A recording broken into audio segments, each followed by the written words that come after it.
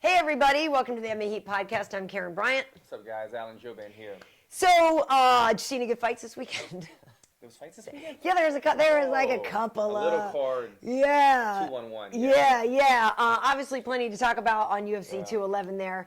We'll get into all of that good stuff. But what's new with you, Alan? Every time you come over, yes, I ask if you have a fight lined up. And every time I come over, I don't have a fight lined up. Oh, come on. I think we're getting real close. We're getting real close. Every time I hear back from the UFC, they say we're getting real close, so that's what I take their word on. But, right. It's going to be this week, guys. It's going to be this week. I'm going to hear something next week's podcast. I'm going to have news. Nice. Fingers crossed. Nice, exactly. nice. And the thing about it is, you guys, you're in such a good division. Yeah. There's so many good fighters in there. And I don't know who's all mapped out, who's busy, who's not busy yet, but...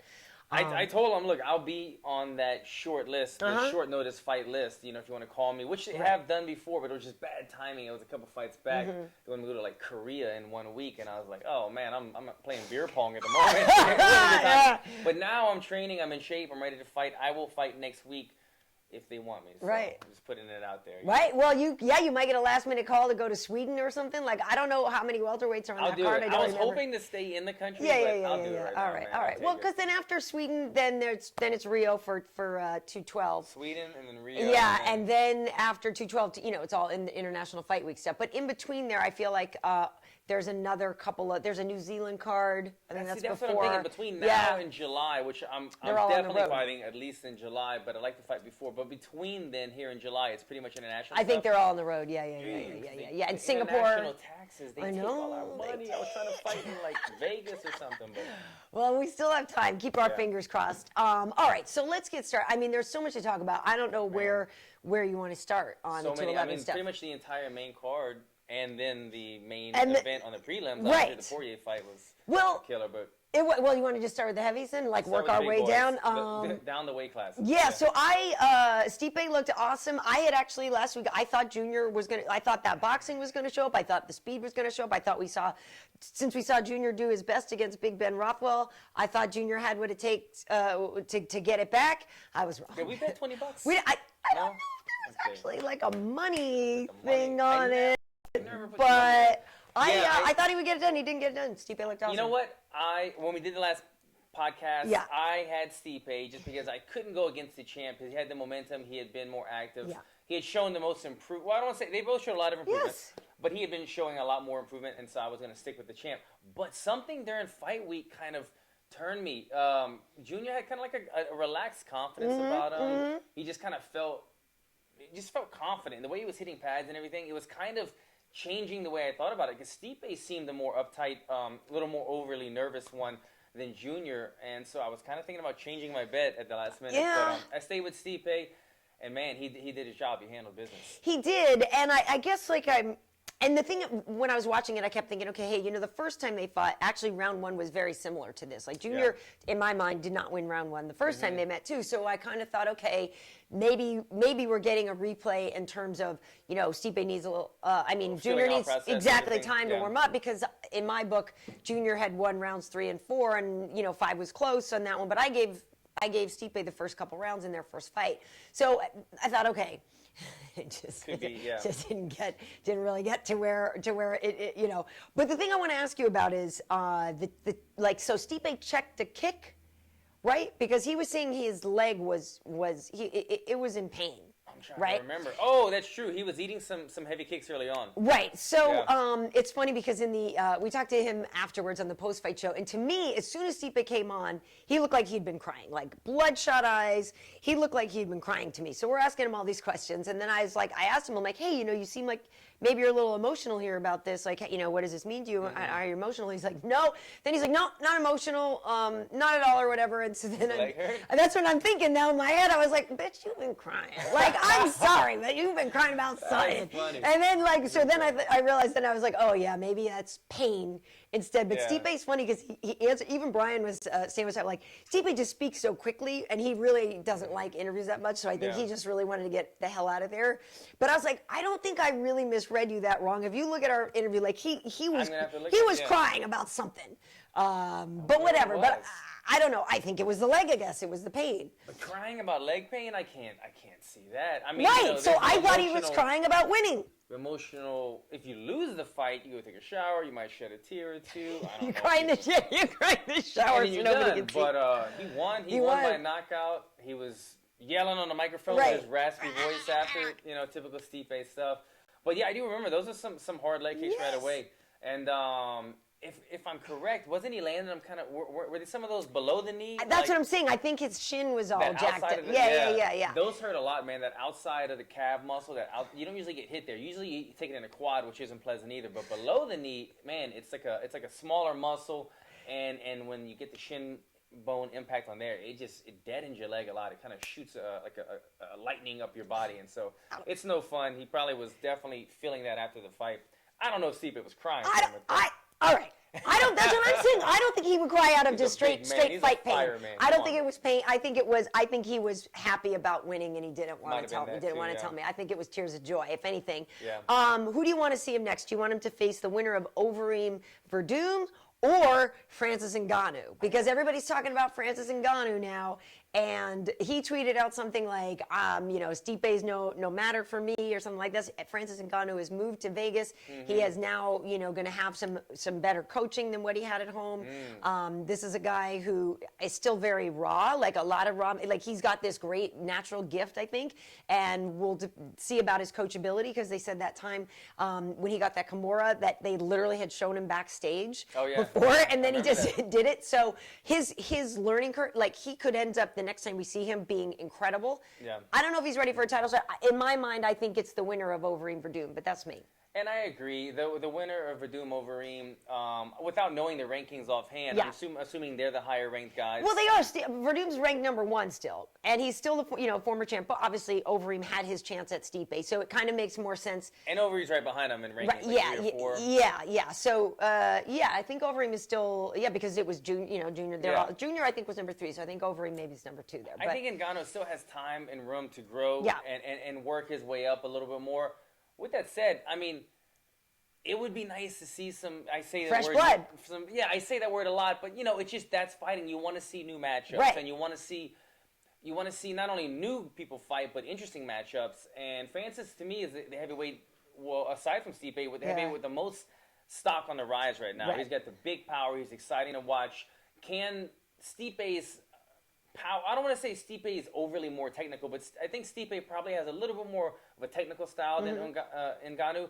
I would say that Ngannou carries the power factor. For sure. Oddly enough, though, because Stipe is a hard hitter. But he is. Ngannou is just probably one of the hardest hitters in the entire UFC. Yeah, I would think so, and I would think too that. I thought I had my belt. I guess I had it turned out, so I thought our belt was out. But yeah, I would think that Ngannou would be a good challenge, but yes, not as well-rounded yet as some of these other guys, obviously. I just wish Kane could, it sucks that Kane and Verdum didn't. Well, he and Verdum were supposed to fight at the end of the year. He's injured again and then, he admitted to using marijuana for pain relief and everything, and then they're like, well, Kane? then you said this, so you can't fight. So Kane's suspended right now? No, it's not suspension. Well, where's it a suspension? They said you can't fight right now because of this. He's a smoker? Go figure. I mean, it might be edibles. I don't know. I don't know. I don't know. I don't know. I didn't mean specifically. I just meant I don't know. Could be lollipop, right. Jolly Rancher. Could be this. Could be cookies. Could be.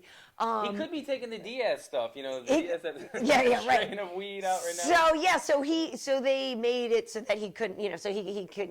Plus, he needs to heal up or whatever. Damn it. So that's the thing that sucks is these guys at the top. Some of them are not fresh, but also they've all been there in the mix before. So yes, Francis is the new blood. I'll tell you what, I would love to see Francis fight for the belt, but if I look at it like this, if I'm Stipe, I would almost want to fight Francis right now because it makes a super intriguing fight. You can promote the hell out of this fight, and I think this is the time to knock Francis off. He's beatable now. Exactly. Right. He's learning at such a high rate that he's beatable now. He still has the holes in his game. You could Stipe could probably out-technique him on the feet, take him down, stay on top of him, ground and pound him, maybe submit him. He's got those holes in his game still. In 2 years from now, or not even 2 years, in 1 year from now, 3 fights from now, he's going to be a lot more seasoned and he's going to be a lot tougher of opponent. So Stipe could take him out now if he wants it. Call him out. That would be an intriguing. Call out Ngannou. That's probably not a call out that most guys are doing right now. No, not at all. In the co-headliner, obviously, Joanna champion, my spirit animal. I mean, good God, dude. Like we're all watching this, and I'm sitting there next to Tyron, and Tyron's just like, holy crap, man. Like, she's just so technically good. Everybody's so technically good. While we were watching her fight, which she won every single round. And by the way, Jessica, though, never stopped, kept going for it, had some decent takedowns, never stopped. We could tell that she definitely has the gas tank to go. Damage. Yes. I mean, she didn't cut, she may be a small. She is fierce, and I give her so much credit for continuing to push through the whole fight. But Joanna is just so technically sound. So we ended up getting into this whole discussion about her on the pound for pound list because Joanna is number 7, and she's behind like Cody Garbrandt, who granted is the champion. So she's behind Cody and Stipe. And we were in there, we were like, I don't know, man. She might need to be above those two because of how sound she is. She's great. Look, those are the old rankings. I'm assuming the new rankings will come out this week. Right. And I would assume, I would put her right behind Mighty Mouse. Mighty Mouse is number 1 right now. Mighty Mouse is number 1, and I think he's well deserved. He's done a lot more, and he's just all around in every aspect. Mm-hmm. He's dominating wrestlers in wrestling. He's submitting guys. Joanna is more of a stand-up girl, but you saw her take down the fence. She would get taken down. She would balance on that one foot for a while. She makes every girl try to take it down work so hard. Yeah. And then as soon as they do get the takedown, they want to exhale and relax, and she pops back up. And that's what's so defeating when you work so hard to take somebody down, and they pop back up and they jab you in the face again. Totally. It just drains you, and it gives them the momentum shift right there. So I could see her definitely in the top 3 pound for pound. Yeah, it's tough because I believe Connor's up there, DC is up there. It's Connor hard. 2 belts might leverage him, but I would go Demetrius pound for pound number 1, Connor number 2 because he has 2 belts, and then I would give Joanna number 3. See, I can. DC. No, DC has put together a lot of amazing wins, so I give him a lot of credit as well. But I guess my thing is with Cody, even though he really, really beat Dominic at his own game, and he took out Thomas Almeida, a guy who was on a huge winning streak. Cody is obviously very, very, very good. But I think actually, if you look at their skill sets, I think Joanna's technically. Well, Cody in my mind is more the hot topic right now. Yeah. But I don't find that he's pound for pound better than some of these other fighters, especially Joanna, who's how long has she been the champion now? She's been the champion since 2014 or 15. So she's had it. She's the second longest reigning champ next to Mighty Mouse, who got it in like 2012. But she's the second longest reigning champ. It opened eyes. I saw some of the tweets after the fight. A lot of people were tweeting. And everybody was giving her props. Everybody was saying this is the most technical striker in the UFC, man or woman, the most technical striker. And it showed, man. She just uses her range so well. She slips that head kick in there so fast. It's just, the thing is, they're 115-pound women, so there's not going to be as many knockouts. If they were a little bit bigger or something, some of those shots were kill shots, but there's only so much power behind them. Right. And Jessica is just she has an iron chin. She wears damage very well. And what I mean by that is she just didn't. Her eyes didn't swell. What's the name of the girl that my teammate Danielle fought recently? Jessica Penne? Jessica Penne. Did you see when Joanna fought Jessica Penne? Her face was just covered in blood and everything. And that's what the normal person happens when you get... Yeah. That's what happens to your normal skin, I guess, or normal face structure when you get hit 1,000 times in a fight. Yeah. But Jessica Andrade, she just was not swelling up. Her eyes weren't closing. She wasn't really cutting. She was just walking forward the entire fight. She had a ton of heart. She wore the damage well. She just eventually got outclassed. But Joanna did get that mouse on her head immediately. Too. And that was 2 or 3 fights in a row. She gets that. What do you call it? The mouse. Hematoma. Hematoma. Thank you. I can't remember hematoma word. Mouse. Right away. It was like I think Jessica came in with a 1, 2, 3 blitz and it might have been a hook or something. Right away, it swole up. And I was thinking this could be a factor going. But after that, that was like the only the only danger she was in. Yeah, Joanna is awesome. Rose might be next for her. We'll see. But Joanna is great. Unhappy Rose. I know. Did you see that I know shot of that her? picture is great. She's just like, I know. So that's her 5th defense. Ronda had 6, so Joanna's, obviously going for that to tie that for women. But 6, she had 6 of them. Yeah, Ronda had 6 successful defenses, and that was Joanna's 5th. So congrats to her. That was awesome. And also, congrats to Jessica, who proposed to her girlfriend. How great was that? Like, I'm listening, and she says Casamento, and I was like, wait a minute. Oh, you knew what she was saying. Yeah. And so then I thought, so congratulations to her. Congratulations to her. Awesome. Happy for her. When watching it, though, I was kind of like, so she's proposing through a translator. I know, it's a little weird. It was a little weird. Through the cage, literally. I know. And then, like, her fiance was like, give her a thumbs up for the... I think she was hoping to do it in the octagon. Obviously, she was thinking, obviously, I'm going to win and do it. I might have just held off and then done it in the locker room, had like a moment, but whatever, congrats to them. But it was funny to me through a translator, and she kind of thumbs up to, okay, we're getting married. Yeah, that was funny. But the one welterweight fight was Demian Maia versus Jorge Masvidal. Demian Maia, of course, won the fight. Split decision, which I find shocking. I didn't, in my mind, as big of a Masvidal fan as I am, didn't see any way that he won that fight. I have to agree. And we were talking about this before the podcast. The thing that might have swayed some viewers is because the scoring system, which we can get into this later, because it's driving me nuts. Brian Stan said it perfectly after the fights that it needs to just be one thing. Because Texas didn't use them that night. Yes, and it's annoying because we changed the rules over to the new scoring system, but only a couple of states adopted it.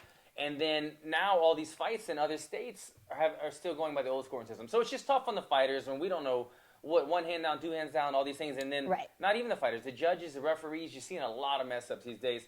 But old scoring system, new scoring system, meaning because damage is a little more accountable priority now with the new scoring system. Either way, I had the same thing. I had Masvidal losing the fight. He did a little bit of damage on the top, but not a substantial amount of damage. And it wasn't, like we talked about earlier, it wasn't big shots that dropped him. It was chipping away jabs, which he was gaining momentum. But then as soon as he got taken down, and he was backpacked for the second half of the entire round 2 and 3, I had him losing that round. Yeah, I guess for me, I'm one of those people who enjoys Demian Maia. I don't find him boring.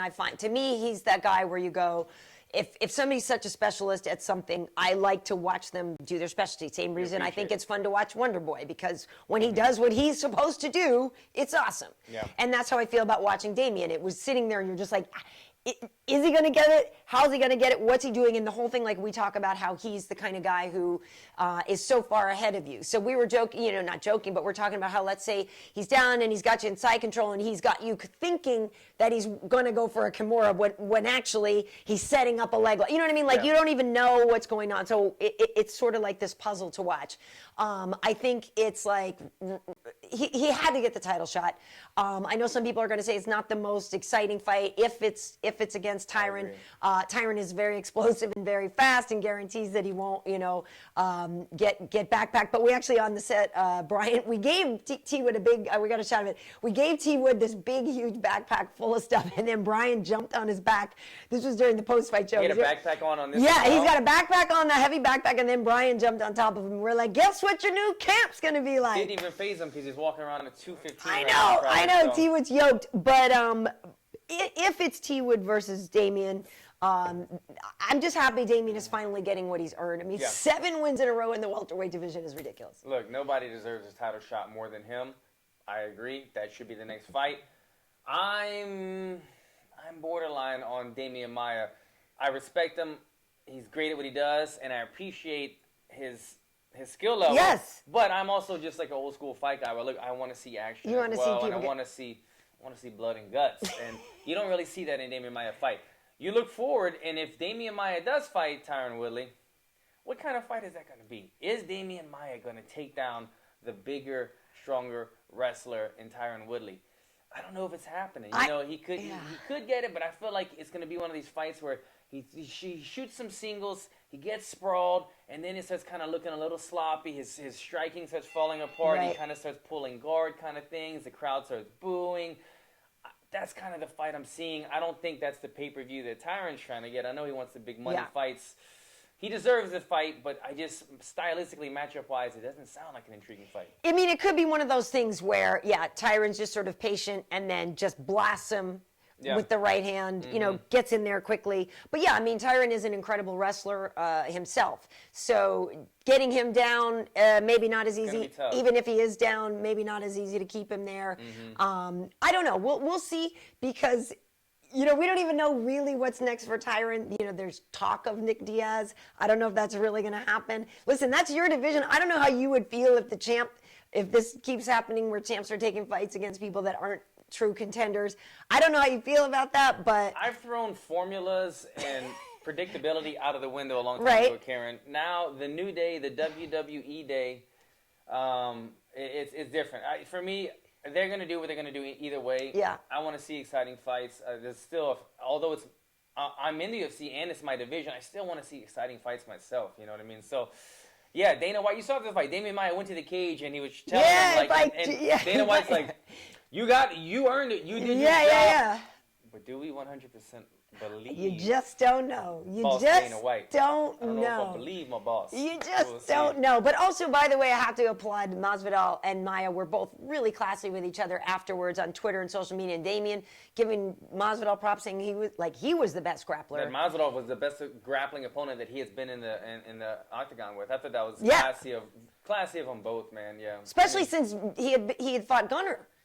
You know what I mean? To say that Jorge's more difficult than Gunnar, I was like, wow, that's amazing. He was able to submit that. He wasn't ever, if I remember correctly, he wasn't really ever able to get Masvidal like in the middle of the octagon on his back. He kind of always had him leaning against the cage, where it had him in kind of a weird position. If he was able to get him in the middle of the octagon on his back, then he could have worked more of the elbows that we saw against Gunnar. Also, maybe transitioned to the armbar or played with more of the setups to open up things. But Masvidal did a great job of protecting the neck, keeping against a cage, leaning on the cage that way, wasn't burning out his legs too much, and really making it only like one predictable outcome, which is defend the choke. Right. If he was in the middle of the octagon, there might have been other submission attempts going on, but he narrowed it down to one. He did a good job. Obviously, Masvidal worked rear naked choke defense the entire camp, and it showed. Both those guys are good dudes. In a story of be careful what you ask for. Which one are we going Yair Rodriguez. Oh, man. Good God. Frankie Edgar. My goodness. I mean, Frankie was having none of that. Frankie was just sort of like, I just kept thinking like every day he was like, welcome to the big time. Yeah. Welcome to the big show. Welcome to the big show, kid. You're going to be great, just not yet. Like, I'm not your gatekeeper. I'm not, you know what I mean? I'm not your stepping stone. Frankie put the hurt on him. And you heard the story about how literally on Thursday his coach's baby passed away. It's heartbreaking. Whose? Catone. It was SIDS, when the babies die in their sleep. Yeah. It's like just the most horrifying, tragic thing. So that happened Thursday, like literally. So the whole fight, like the whole camp. Frankie's coach. Frankie's coach, Nick Catone. Gotcha. I think it's Nick. The Catone family lost their baby on Thursday. Fight week. Yes. Oh my so God. That's why afterwards he was talking about that, and he was saying how the win was for them, because Bryant told us that on Friday, and we were all like, "Oh my God!" Like I couldn't even think about it. That I don't know. But I couldn't even process as I can't hear this right now. Yeah. But that was nice, for Frankie to be able to have that moment and have that positivity. I mean, obviously it is what relevant to that, man. but so hard. So Frankie had a lot going on in his mind, and he put on such an amazing performance. He did, and that was something I was completely unaware of. If when you're in fight camp with your coaches, it's a pack. It's like a bonding experience. You're there and you have 2 or 3 coaches, and you're there from usually Tuesday, sometimes Monday, Tuesday to Sunday. You 3 guys every day. You're going out and about, touring the town. You're training together. You're eating every meal together. I mean, you're doing everything together. So you're very close already with your coaches, but you're bonding with them all week during fight week. So to have that happen, I mean, that affects the energy in the entire circle that's happening that week. That's very tough to overcome, man. That would distract a lot of fighters, I would imagine. So props to Frankie going out there and taking care of business. And, man, he took care of business. The thing about this fight, I was thinking Frankie has the tools and the experience to beat Yair Rodriguez, But Yair is such a long-rangey guy, and he's one of these guys that just looks like he's hard to hold down. You know what I mean? Yes. And you can see it. Frankie never gave up. He continued to chain wrestle throughout this fight. He would go for the single leg. Yair would stay balanced on his foot. He would go for the double leg, and then he would finally get it with like an inside trip or something. It took Frankie 2 or 3 times to always take him down. Then when he got on top of him, he had to stay on him very strong with a wide base for like a minute so Yair wouldn't pop up. After about a minute, Yair would kind of concede to the takedown, and then he was able to work his damage. And then ground and pound looks easy on TV, but people, when you're already somewhat tired and then you use 50% of your energy working on this takedown and you use another 50% of your energy for 1 minute holding the guy down, and then the guy's got wrist control on your wrist and you're trying to and his guard wrapped around you, it's hard to ground and pound sometimes when you have a lanky guy holding you down. Right. Frankie was able to just posture up, rain down like very accurate totally over and over to that eye.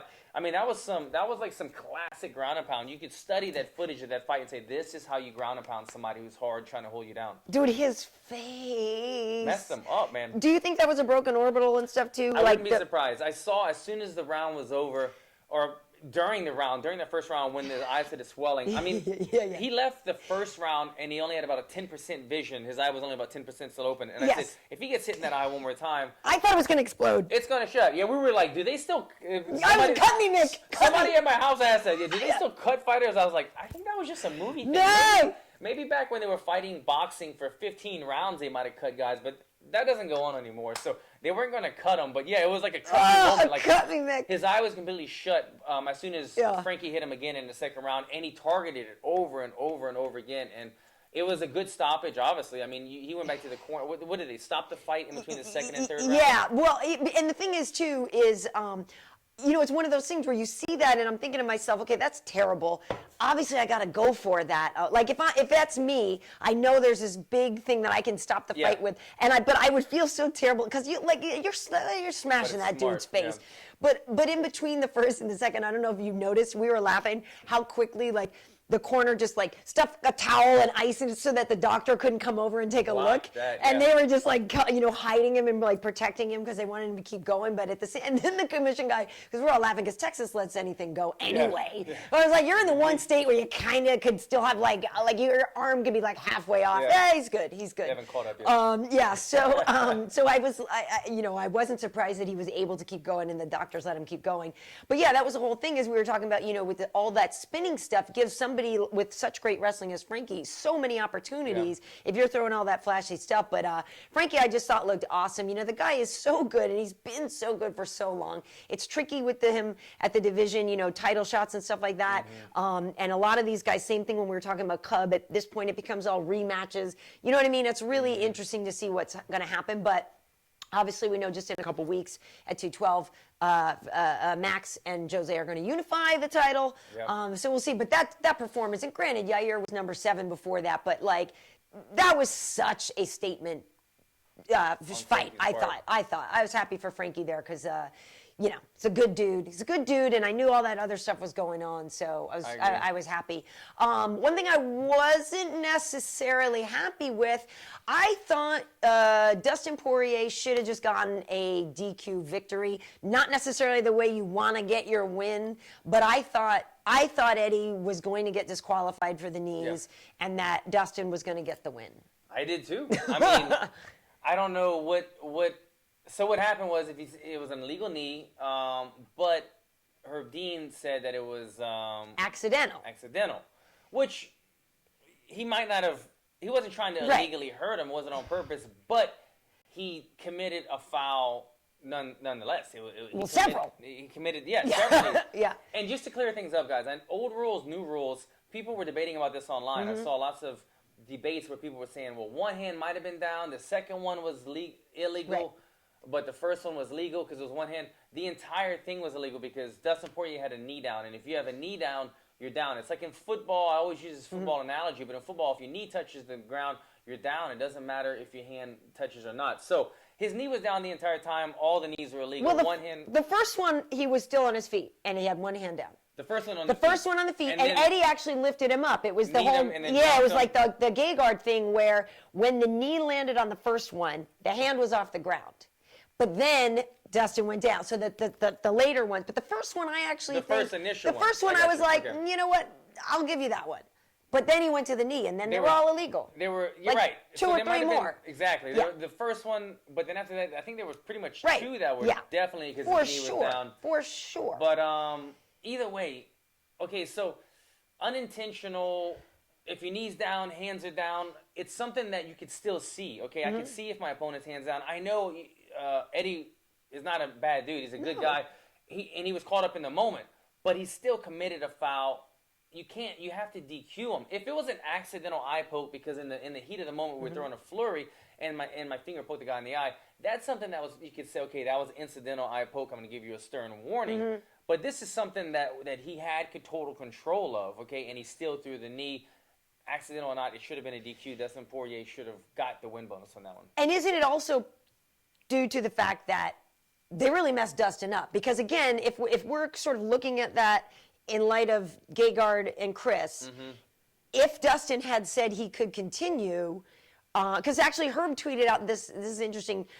He tweeted out just a little while ago, like this whole sort of flow chart of how you assess fouls, and then it's like a flow chart. Yeah. So it's fouls, and then it's like, okay, is there an injury? If so, is the injury stop? Makes you stop or not? If so, also then how far along in the fight have they gone? If the majority of the so there's all this stuff that you're supposed to take into consideration, but. You could tell Dustin was clearly really messed up from that. So I don't, I think even if they were like took a point or whatever, I don't think he could have kept going. Like he was jacked. You know what I mean? And then didn't he say something after? He's like, well, I would have kept going or whatever, but like it was blurry and stuff. Like I know he probably wouldn't have wanted to stop because he was winning too. That was the other thing, is that it was such a good fight. I thought Dustin was totally winning that fight, which was also then why I was like, well, even I felt like we got far enough along that even if you went to the car, like, you know what I mean? It was a weird, great thing, but I thought he was going to get a DQ victory. But he didn't. But I really liked what he said after when the crowd was booing Eddie, and he's like, "Don't boo this dude! Like, he's that good dude." Oh, it was great. I was told that. I love it. I love that. It was great. Happened. So they were booing Eddie, and then and he's like, "Don't boo this man. This guy's a warrior. You should respect this man. That's great. I'm not mad. Like it. It happens. Stuff happens. Don't boo him." Like, so I thought that was great, and maybe they'll run it back again. But if they run it back again, it's such an advantage for Eddie.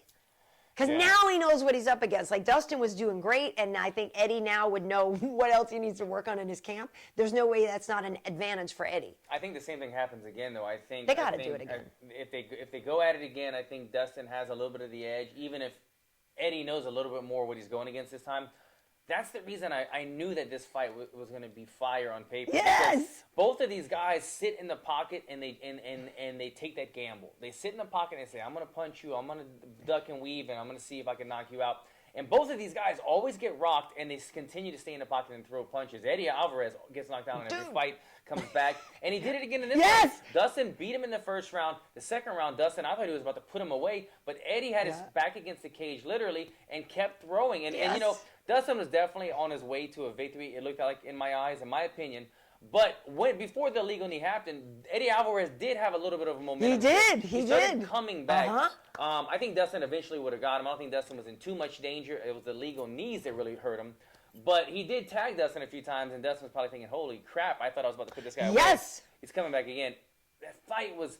that was going to be the fight of the night. It was going to be a great, probably, victory in Dustin Poirier's eyes. It sucks that the rules had to mess it up. I think we need to really figure out these rules. Do something about either just make knees, just make them just legal, let them or like go. I think we need to go one way or the other. Either way or the other, right? One way or the other. The one hand, two hand. I think there's too many different people on too many different pages, and definitely at least make every sanctioning body abide by the same rules. Having the old rules, new rules in different states is just too much. It's already too much with the way the rules are with the hand down, but everybody needs to be on the same page across the board. Yeah, absolutely. I think that's frustrating. Just really frustrating. It was going so well. But if they do run it back, we'll see. I mean, I guess they sort of kind of should because, And that could totally be like a main event. Yes, and even Connor, I guess, had tweeted out at one point, that was great, raised both their hands. He was because you think he took out both of those guys already. Yeah. But his father had changed him? I think he might have had a little CJ, little Connor Jr. Milking. Milking him. He was He's feeding milking the baby. little Connor some milk, Yeah, he watching the was. fights. He's a new man now. He said, you know what? Look at Joanna. She's the best striker in the UFC. I'm going to tweet that out. I'm going to give Poirier and Alvarez some credit. He's a new guy. He's a kinder, gentler Is he Connor. going to sell pay-per-views like he used to? That picture We'll was see. adorable, too, of the little guy Little sitting there. And he baby, said, yeah. when he always talks about how he's got to keep his little hands up. Yeah. That's all fighters look for, by the way. I know, you like, do. Look, he does. Anytime my son was doing that, or like, there was one time my son was like doing rubber guards. Yeah. A few days old, I was like, look at this. He's going to be a jiu-jitsu master. Natural. He's a natural. We have any questions? Do you want to mention the summer kickoff at all? Oh, yeah. Dude. The summer kickoff press conference that had happened before the weigh-in. Oh, man. So What's going on? The drama. that's what I was The going drama. to say. And the thing about it is that, you know, if you saw, Mike Chiesa was doing the procast, right? So Mike Chiesa's backstage procasting, sees DC and John almost get into it, like, and DC's on, don't say anything about it, because I don't know exactly what was said, but people have asked me sometimes, like, oh, you know, these guys are kind of making that up, right? No. Like, Yeah, if you... that didn't look made up to me at all. It looked... How crazy was it that Michael Chiesa was the one kind of filming this thing? Yeah. And afterward, he was kind of like, you know, shit's getting real. Yeah. And then the same thing happened to him during Yeah, the with actual Kevin Lee. event. I mean, both... the thing that triggered... And they even had the same response. Did you notice that? When John Jones said something about DC, he kept saying, don't talk about my mom. Don't talk about my kids. Don't talk about my kids. Don't put my kid's name in your mouth. And then Michael Chiesa was kind of chuckling about it. And then... Kevin Lee makes a statement about Michael Chiesa's mother, and he's like, don't put my mama's name in your mouth, don't talk about my mama. And I think he even messed up too. I'm not sure if Kevin Lee is even aware of this, but if you guys remember from The Ultimate Fighter, Michael Chiesa's father died during the film of The Ultimate Fighter. He ended up winning The Ultimate Fighter on a very emotional kind of episode, or not episode, but you know, in the season. And then so he was talking about Michael Chiesa's mother, so I'm sure he's defensive over his parents. And then Kevin Lee even said, your mama, your daddy, whatever. And that's kind of what triggered Michael to go over there. But man, Kevin threw a punch. I know, he did. Like it landed. No, it landed. I'll be interested to see if he gets penalized or suspended for that. You know? And Amanda and Valentina, I was saying I loved the fact that they were smack talking in second languages, and it might have even been Valentina's third language because she lives in Peru. So it could have been, but I literally tweeted, I was like, I love me some second language smack talk. You know what I mean? With her and Amanda going at each other. Looks confident. Dude, Amanda I looks beat you already. Yeah. I beat you already. She's You know just what I like- mean? She's like, dude, what? Shows up in her wife beater. She's Yeah. like, what? She looks like a What? beast. I man. mean, She's I a bad like me woman. some Amanda Nunes. Yeah. But she, you know, they were there in their face off, and then she, sort of committed to a little bit of a, and then you see Sean forgot Shelby. about that. You see Sean Shelby, you read his lips, he's like, Yeah. right, She you know, like, no, she touched me. She touched me first. But she punched her. Technically, it was a push. Yeah, punch, it you know, was, she kinda just it was. Turned it over. But I was while like, already, oh no, but you can't do that. I mean, they've no. already warned all of us. They're like, do not touch the other Right, person. right. And we've had Kevin Lee threw a punch. He kind of hit him. I'll be interested to see if he gets suspended. Amanda kind of push punched her. I don't know if that's kind of a slap on the wrist one, but man, they were just losing. I mean, it's like the energy got in the room. And John Jones and DC kicked things off. They were like, "Oh, this is how it's going to be." And it's like all the other fights, the other headliners didn't want to be left in the dust. Right. They're like, "Well, man, we got to promote our fight too. We got to get some beef going." Well, and John Jones. It's like He doesn't do any favors. But it's himself. but he's figured out, like, you can't not watch everything that man does now. Yeah. Do you know what I mean? Like, and he just some of the things that he was saying, like what he admitted to. I still don't know what sandblasting hookers is, but I maybe don't want to know. Like, I don't know. He didn't say he did that. You know what I mean? DC said something. DC's you're right? doing a bunch of blow and sandblasting hookers. I looked around. I was like, what? I don't even funny. know what sandblasting hookers is. But the fact that John is now like just like so unapologetic. That's what I was going to say. I was like, oh my God, like Advice, it's amazing. Karen. Yeah, I mean, he just finally just said, "I'm the heel." Dude. I mean, he came out and said he was like, "I beat your ass after cocaine and I this was like, and that." oh my God. And then DC didn't do himself any favors because he's still trying to like tally up everything. He's like, "You just said you did some, this drug and that drug and people." So that's right away people get on DC's butt about it. Like, Right. oh, DC is still trying to bring up this and that. Right.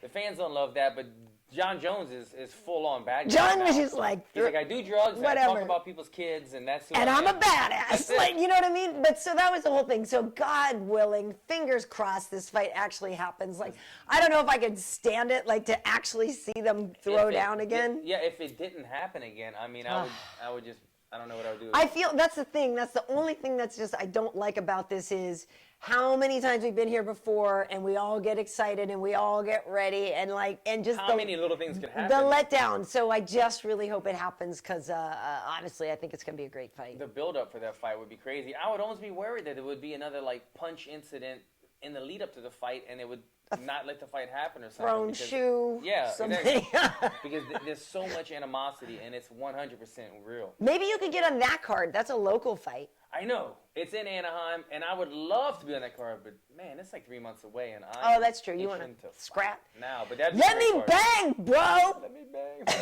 Look at him. That's kind of the feeling. I mean, like I'm driving around, and people like flick me off, and I'm like, you have no idea right now, bro. Like, touch and go right now. They see my eyes, and they're like, yeah, sorry. Never mind. Never mind. Alan also brought up Poirier's fight kit. Another good thing. What's the cause? If you guys didn't check it out, Dustin Poirier said before the fight he's donating his entire fight kit, gloves, shirt, everything worn inside the octagon that night, donating it. He's selling it on eBay. All the proceeds go to a charity in Lafayette, Louisiana. Nice. So I thought that was cool of him, man. He's up to $4,150. That's sick. So this morning I was on my way to Black House. He had posted it for $100. I checked it at like 2 hours later. It was at like $900. A couple hours after that, now it's at $4,100. Awesome. So bid on this. It's going to a good cause. I think it's a good thing. I went home a couple weeks ago. I donated my. I did a little seminar. Donated it to a cancer foundation. Dustin doing something. Nice. DC, where you at, man? DC, Lafayette, stand you're the one up. with all the money. I know DC's probably doing little things, and we're not aware of it. But just saying. Nice. Cool. What else? Any questions? Let me look at questions when we want to take a quick break. Oh God, here we go. Chick break. I'm no. gonna drink some water. What do we have today? Anything new, or is it We have. I mean, is there anything new in boots? Jenny Andrade was taking a run. Oh, Jenny. Oh, this looks interesting. This could be good. This sounds good. Jenny.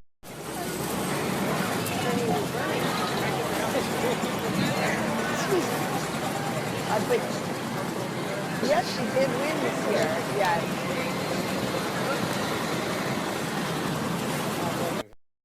She looks good.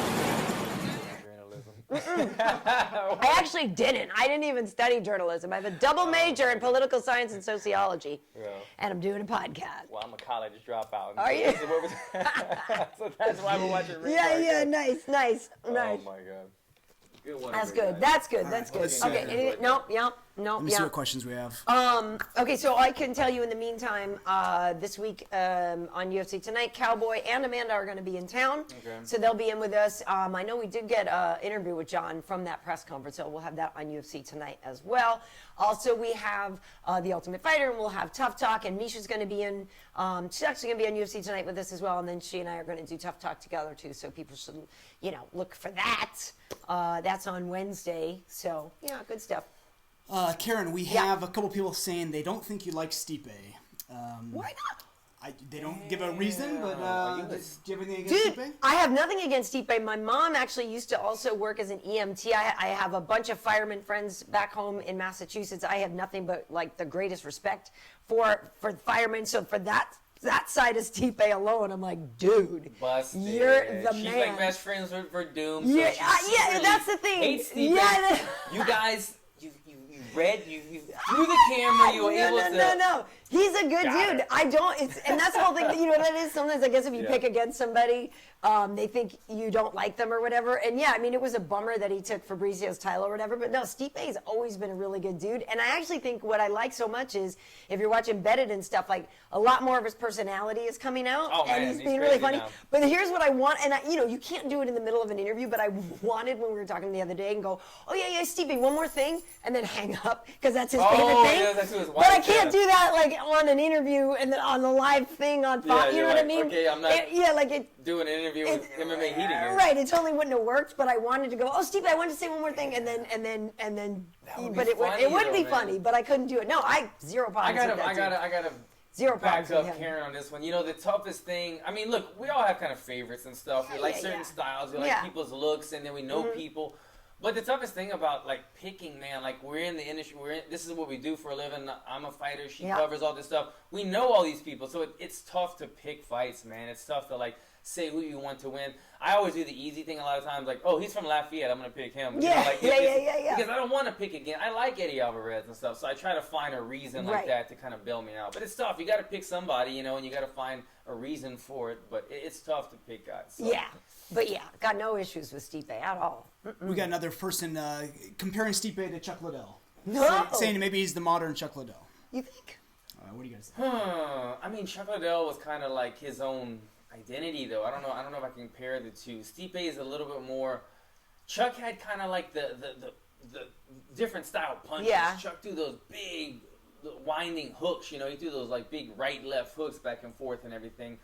And Chuck was just kind of like ahead of his time. He was the first kind of breakout real star in the UFC at the time. I remember when he got on HBO and what was his show? Entourage. Man, like that was a big deal back then, man. So I feel like there was more of like a fear with like, oh shoot, here comes fighting Chuck. Yeah, I agree. Chuck was a bad man back then, but Stipe is a bad man as well. But it's it's still kind of he hasn't done enough quite yet in my eyes. Yeah, I hear you. I mean, Chuck was iconic. Stipe could be. I mean, listen, he could go for the record. If he gets one more defense, then he sets the record for heavyweight defenses at 3. It didn't take much. It didn't take long. And I think you said iconic. Yeah. I think if Stipe would just shave a mohawk, maybe a handlebar mustache, something about, you know what I mean? A little more stand out. His new haircut I like. He got a new haircut the other day, but it was sort of like a little, it's a little something. It's good. It's working.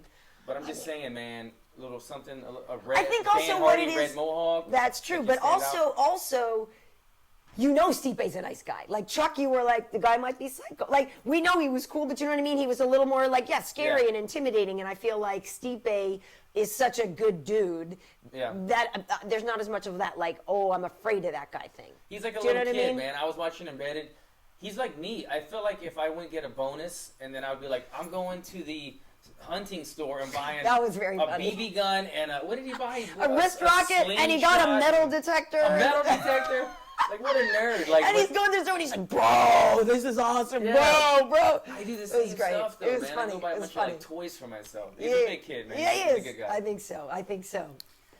Alan, for people who didn't see last week's podcast, I'm guessing it's just still hanging around. They're asking about the bruise. Is that from last week? Looking at my mirror, right? This is part of my contract with MMA Heat. I need to have a mirror on standby. Yes. Where's the makeup not here today? No makeup? Normally we have a makeup girl on site. Topless. Right. Topless. I'm going to read my contract right now. Yeah, no, it's just brush burn.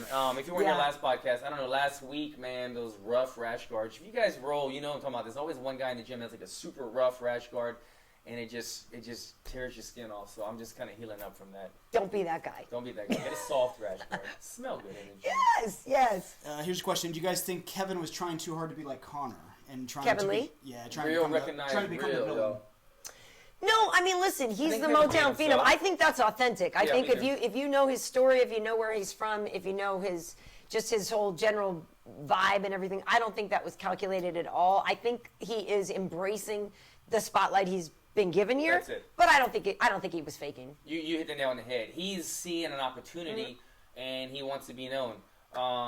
Is he duplicating Conor McGregor's style? I think it's just him trying to be real, him discovering himself, and now, like you said, the spotlight's on him. He's going to take advantage of the situation. But so what? He had a silky shirt that kind of looked like Conor McGregor when he was going to fight. He looked like El Chapo at that time. So that's kind of I think what sparked it. But no, you can tell that that's how he is, man. Yeah. He's kind of a real dude, a genuine dude. I can't say I applaud the way that he was acting, but it's put him on the radar. That's for sure. Yeah. They're asking Alan. You don't have a fight, but who do you want to fight next? Anybody. I'll freaking fight Stipe Miocic. I'll fight anybody. No, I don't have anybody, man. Like I said, coming off of a loss, I don't know what the UFC has in store for me. Do they want me to fight somebody that's? I think I'm ranked like 18 or 19. Do they want me to fight somebody in those numbers, or do they want me to kind of like take a step back and fight somebody. I told the UFC, I'll fight number 100. I'll fight a debuter. I'll fight number 10. I don't care really. So we'll see where it goes. But I don't have anybody in mind. If I was coming off of a win, then I can kind of map it out. Who's next? Who needs a fight? But right now, I wanted to have the best percentage of getting a fight. So I said, I will fight anybody. Give me a fight. And it's been 8 weeks. It's hard. They're taking their time. So we'll see what happens. You heard Joe Silva's going in the Hall of Fame. In the contributor wing, former matchmaker. So that's cool. There's like, you explained this to me like when we worked on the UFC Now recently. So there's like 4 divisions of it, right? 4 wings. Fighters and... There's fighters, fight, then there's pioneers, and modern era. There you go. So...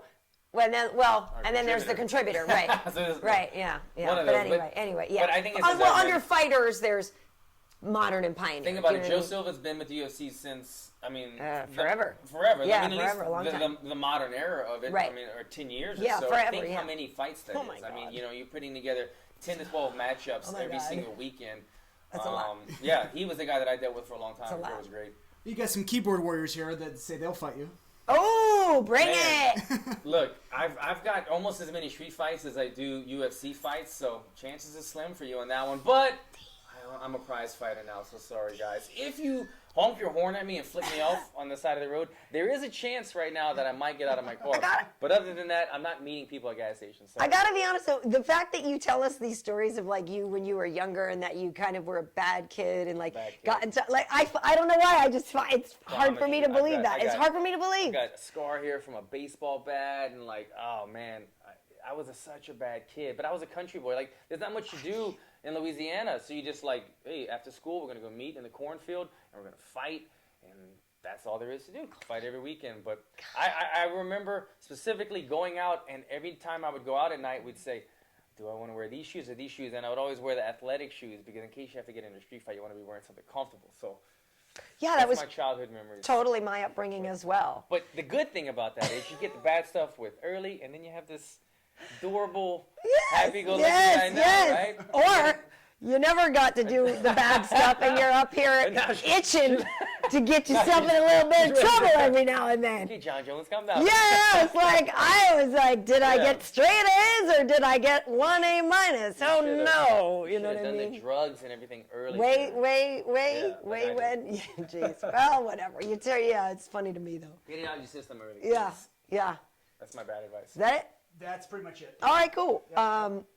So hopefully, yes, we'll have more to report on a fight for you. But regardless, folks, this is we've got tons and tons and tons of podcasts and all kinds of stuff on MMA Heat. So folks should just kind of look around. Like, hopefully, you came for this, and then you look around, and you're like, oh, we got this, we got that, we got this, we got that. Yeah. So where can they find you on social media? Me? Oh man, this is my big moment, guys. Check me out at Alan Jouban. You know how. If you don't know how to spell my name, then you probably don't even want to follow me anyway. So. It's on the screen. Look at that. Oh, it just faded away. You better recognize. So I'm Karyn Bryant on Instagram. On Twitter and YouTube and all that good stuff on Facebook. So on Instagram, I'm KB Heat.